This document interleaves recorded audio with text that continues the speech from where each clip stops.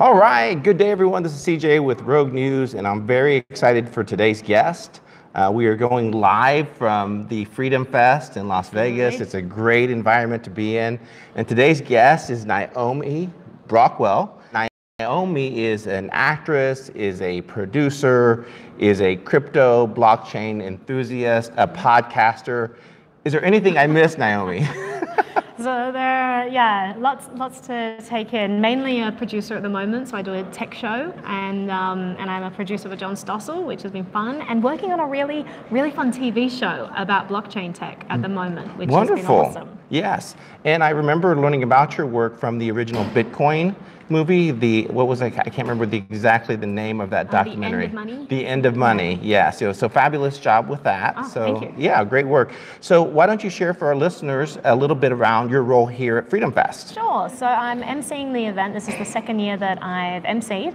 And it's always so much fun because there's such a wide variety of speakers. You know, there are always people I don't agree with, but there are always like such fierce debates as well. So it's like fiery to watch these things. And then lots of people who friends that I've made over the years who are just really awesome that I've been very grateful to learn about. So it's always a lot of fun. They keep me very busy. I'm going all day on the main stage introducing everyone. And well, you're doing a fabulous job. You really are. That. Absolutely. It's always fun. So it's they make the work easy for me. Yeah.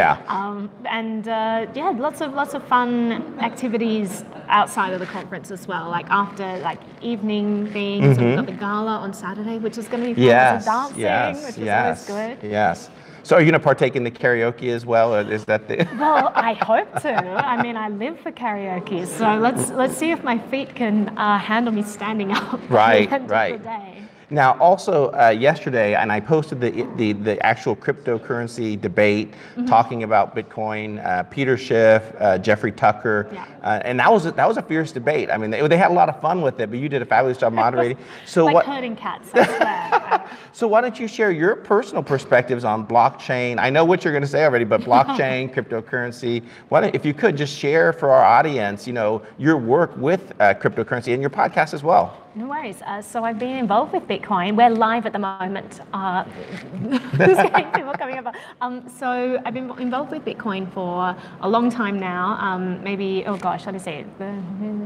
like 6 years. And I first got involved because I love the idea of a currency that the government couldn't control. That's why Bitcoin was created. It came just after the TARP bailouts. You had the government bailing out all of these big banks, and you had people wondering why. Why are the taxpayers paying for this?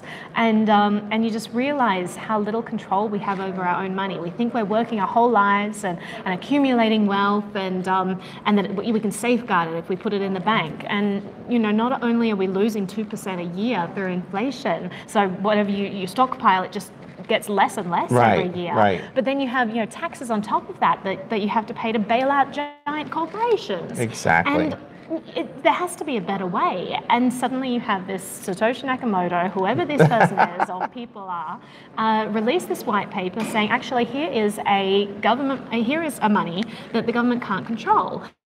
And this was a revolution. They figured out how to make digital assets irreproducible. This was something that no one has ever been able to do. And it's something that is vitally important in the digital age. This tech is being applied to so many different sectors now because it's such an important development. So that really excites me. I love the idea of having financial autonomy again and the freedom that that's going to give people all over the world.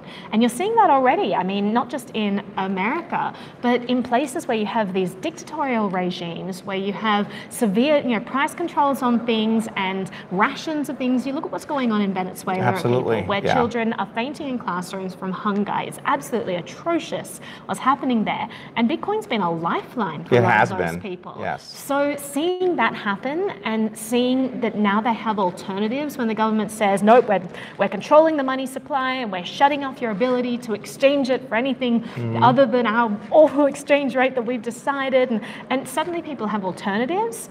That's a game changer.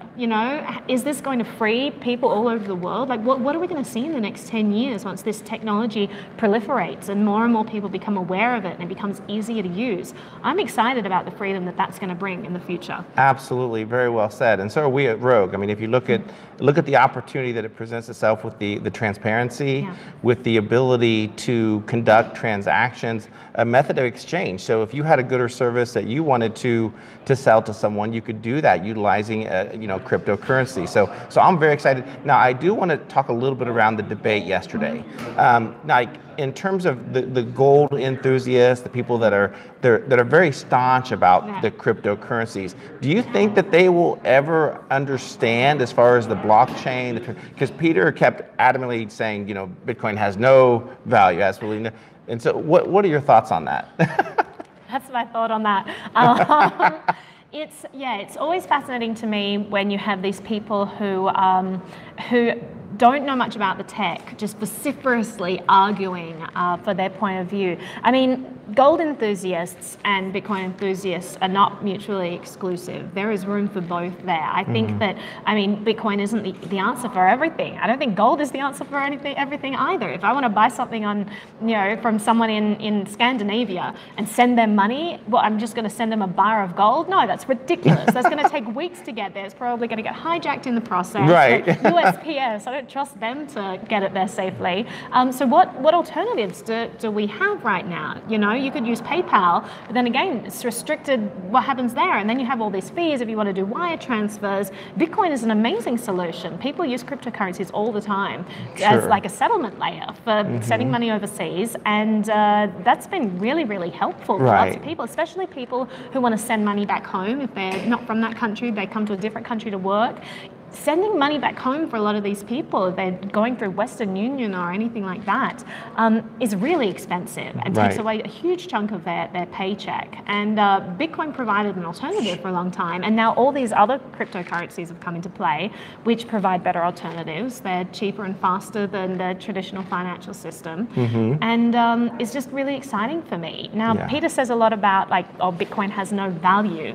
They literally figured out how to make digital assets irreproducible. That's a really valuable technology. Absolutely. Now, if you're thinking about why did Bitcoin become money, and why did it become so valuable? I mean, you got to think about how it started. It was released on this mailing list, and a lot of really nerdy tech guys saw it. Mathematicians looked at it and were they kind of geeked out over it, and they're like, whoa, this is really, really cool. And it became like this tool, like a Reddit upvote, like a Facebook, like that sort of value. You liked someone's article, you'd send them a bunch of Bitcoins to say, well done, this is cool. And it became coveted. You wanted to get some of these Bitcoins because it was this really cool tech where the code was just really awesome. And it did this revolutionary new thing. So people wanted to get involved. Then more and more people learned about it, and they started to use it. And then the ecosystem grew, and obviously there's a limited supply of it, and so the price of it, the value increased, and it's just kind of grown organically like that over time. And now we're at the stage where it's at $6,000 a Bitcoin. Right. It started off. You had the first Bitcoin transaction for a real world product. That was when you first realized, oh, this can be used as money. This has real world value and can be used for a real world product. A guy bought a pizza for two pizzas, yes. $10,000, 10,000 Bitcoins. That's an astronomical amount of money these days. But back then, that was kind of how much two pizzas were probably worth to him. The first real world transaction was, it just made a lot of people's heads explode when they were like, oh wow, I see the potential of this now. This can actually be used for real world transactions. And we've just seen it grow since then. Sure, so absolutely. People saying that it can't be used as money, it is being used as money. It has been used for money for many, many years. Whether it's a good money or whatever, he can have that opinion, but saying it can't be used as money is kind of off the wall. Right, correct. Well, I kind of equate it to, think back to when individuals, who would have thought that the checkbooks would ever went away? You remember back in the days when people would carry their checkbooks in the back, and then they came out with this plastic thing called a debit card, and everyone's like, no one's going to use that. So I think people have a tendency to kind of fear things that perhaps they don't understand. Yeah. But to think that we could evolve the existing monetary system cannot go on forever. So that's why I'm excited about blockchain. I'm excited about cryptocurrencies.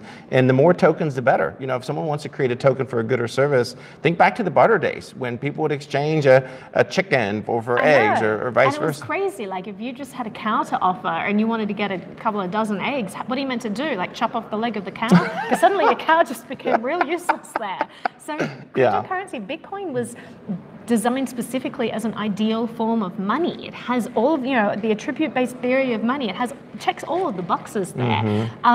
There was a very smart person who came up with this. So obviously, I mean, we're improving on this tech as well. More and more products are coming out that are offering different things. Whether they'll take off, who knows? The future will tell us that. But I'm really optimistic now that the cat's out of the bag. There's no putting it back. Sure. Let's see where this takes us. And Naomi, real quick, I do want to ask you regarding regulation, because that's a huge topic right now. Whether it's an ICO, whether it's the SEC getting involved. So what are your thoughts? What do you want to see in terms of, are you like no regulation at all, allow it to be kind of, quote unquote, the wild, wild west? What's your opinion on that? Well, Bitcoin was created as something that the government can't control, specifically because the government has screwed up all the other things it was involved with. Name it, they've messed it up. Do we want to get government back involved with this and say, hey, we fixed everything that you mangled over there with all these corporate bailouts and inflation, whatnot. So we now want to invite them into this other thing. I mean, Ron Paul said it best. I interviewed him a few months ago and I said, listen, there's an impending battle coming up, right? You've got crypto people and a government that is having their sovereignty threatened. They're not just going to lie down and take it. So what advice do you give to crypto enthusiasts and technologists who are developing this technology? What advice do you give them for this upcoming battle? And he said specifically, do not concede to government. Do not concede anything. Because you let them in a tiny bit, you give them an inch, and there are a lot of people tempted to say, come just give us just a little bit of government. We'll just make sure that it's okay and it keeps them happy. He said, don't do that, because you give them a little bit and then they will come in and they will take over and you'll see the whole system be destroyed. So we have a technology now that can't be controlled by government. So even if the government tries to regulate it out of existence, they're going to have a real hard time doing that. It's going to be a battle for them. So I say we make it as hard a battle as possible. Sure.